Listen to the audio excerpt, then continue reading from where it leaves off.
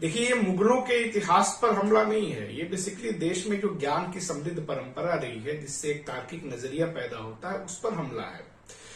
दरअसल जो मुगल कालीन इतिहास था, उसमें जब हम जाते हैं तो देखते हैं कि सर्व शिक्षा अभियान जैसा एक कॉन्सेप्ट आया मदरसे का, जिसमें दलितों को पहली बार पढ़ने का अधिकार मिला। उसमें सब पढ़ सकते थे, इसलिए उनको ही पढ़ने का अधिकार मिला।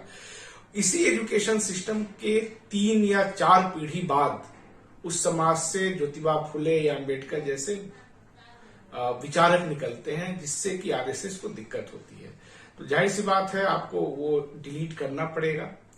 ठीक जिस तरह से मोदी जी को अपनी डिग्री छिपानी पड़ती है, उसी तरीके से भारतीय जनता पार्टी कभी नहीं चाहती है कि लोग जाने कि गांधी जी की हत्या में इनका क्या रोल था। इसलिए हम देख रहे हैं कि मुगलों के साथ साथ गांधी जी की हत्या पे जो चैप्टर था, जिसमें आरएसएस की भूमिका की बात की गई थी, उसको भी हटाया गया। तो ये बेसिकली आरएसएस का जो इतिहास से जो डर है, उनको जो हमेशा डर लगता है कि लोग जान जाएंगे कि उनका अतीत कैसा है या दूसरों का अतीत कैसा है, इसको मैनेज करने के लिए इस तरह की चीजें, वो जब अटल बिहारी वाजपेयी जी की सरकार थी तो उसमें भी लोगों ने इस तरह का काम किया था।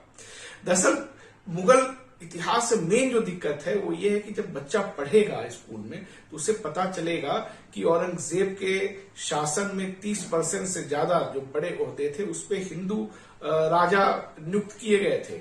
जब वो पढ़ेगा तो उसको पता चलेगा कि अकबर के जो नवरत्न थे उसमें बिरबल, टोडरमल, तानसेन जैसे हिंदू लोग थे। जब वो पढ़ेगा इतिहास तो उसे पता चलेगा कि जो मुगल काल था उसमें पूरी दुनिया का जो जीडीपी था उससे भारत का हिस्सा 25% तक था।